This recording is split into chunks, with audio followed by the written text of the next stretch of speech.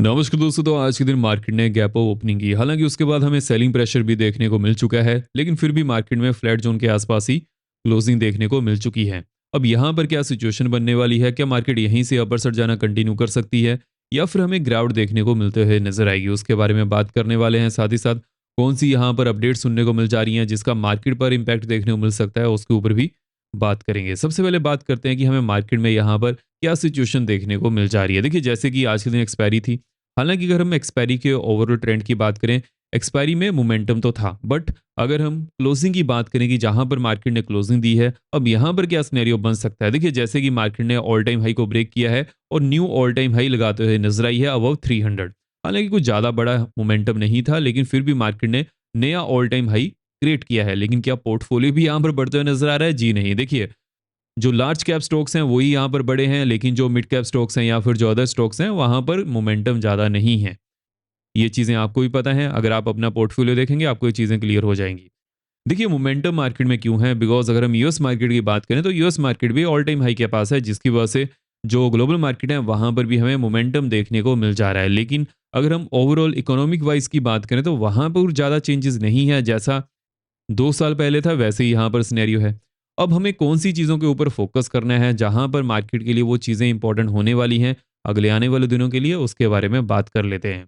देखिए, अगर हम फर्स्ट अपडेट की तरफ बढ़ें, फर्स्ट अपडेट एशियन मार्केट के लिए इंपॉर्टेंट है। बिकॉज ट्रम्प ने जापान के पीएम को ये कहा है कि आप चाइना को काउंटर ना करें, इसके बारे में ज़्यादा चीज़ें ना कहें, जिसकी वजह से ये डिस्प्यूट है और ज़्यादा टेंशन बढ़ते हुए नजर आएगी।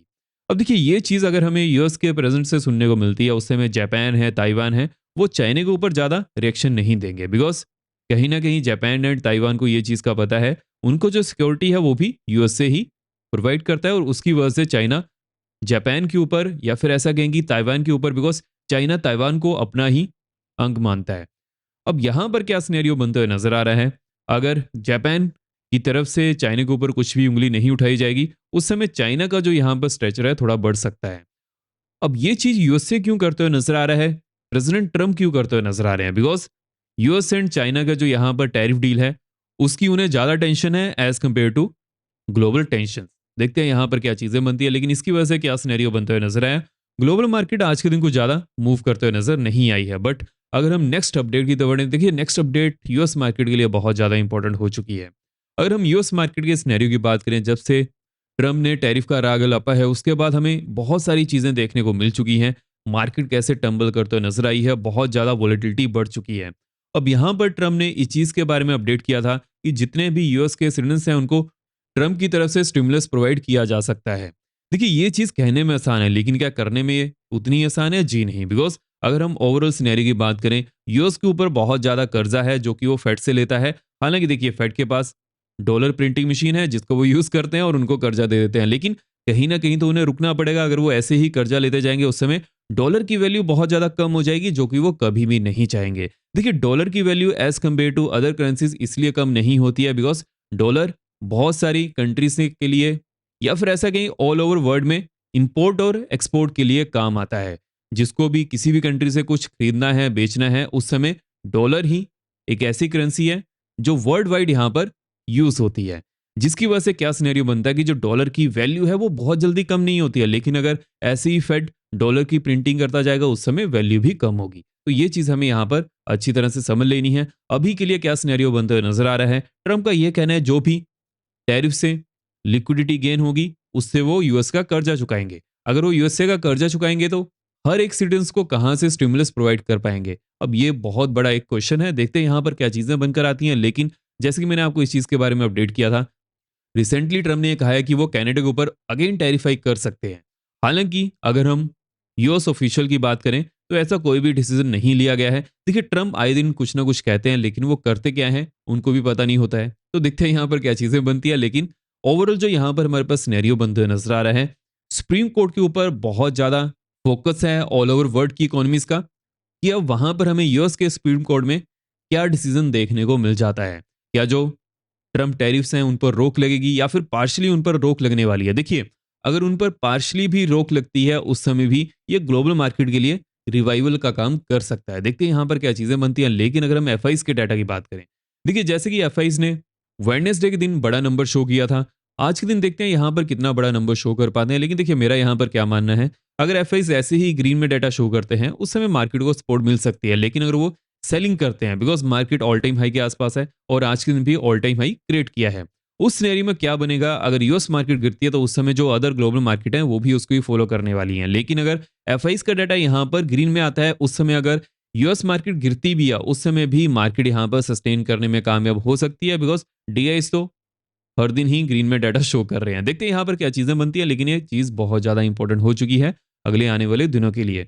और जो भी यहाँ पर अपडेट मिलती है वो मैं आपको अच्छी तरह से अपडेट कर देता हूँ। मेक श्योर कीजिएगा वीडियो को लाइक करते जाएगा, जो भी आपके कमेंट्स रहते हैं मैं सब कमेंट्स यहाँ पर पढ़ता हूँ। मेक श्योर कीजिएगा चैनल को सब्सक्राइब करने के साथ साथ बेल को ऑल पर रखिए सो दैट आप यहाँ पर कोई वीडियो मिस ना कर पाएं।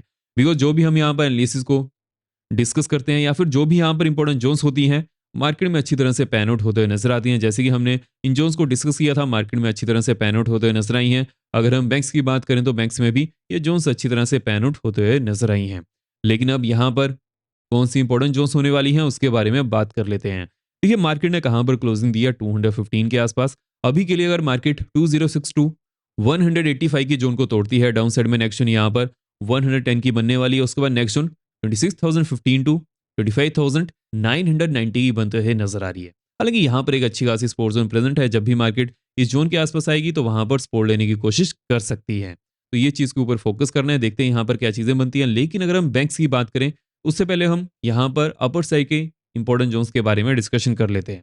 देखिए अपर साइड में जैसे ही मार्केट अगर मान लीजिए कि 206 के ऊपर ही ओपन करती है और जो फर्स्ट 5 मिनट कैंडल है यहाँ पर पॉजिटिव बनती है, उसके बाद नेक्स्ट जोन यहाँ पर 277 की होने वाली है, देन 385 की नेक्स्ट जोन बनते हुए नजर आ रही है।